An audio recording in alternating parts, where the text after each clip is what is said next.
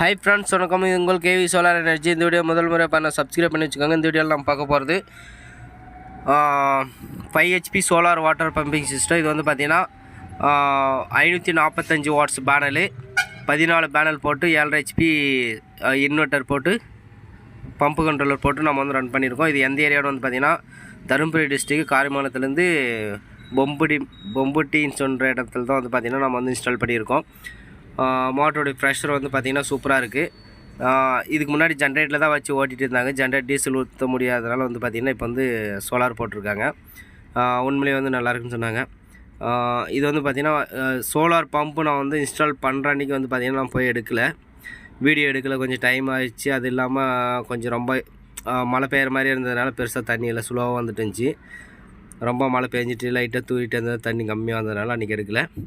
இது வந்து பார்த்திங்கன்னா 3 இன்ச்சு பைப்பு வேறு ஒரு கிணத்துலேருந்து இந்த கிணத்துக்கு வந்து ஷிஃப்ட் ஆகுது.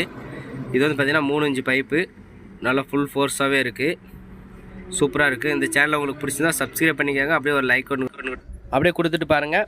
இது வந்து பார்த்திங்கன்னா நம்ம புது பேனலு புதுசு 5 HP 7 HP 10 HP 3 HP எதுவாக இருந்தாலும் சரி. அதே மாதிரி யூஸ்டு பேனல்லையும் வந்து பார்த்திங்கன்னா 3 HP 5 HP 7 HP எதுவாக இருந்தாலும் சரி கால் பண்ணுங்கள்.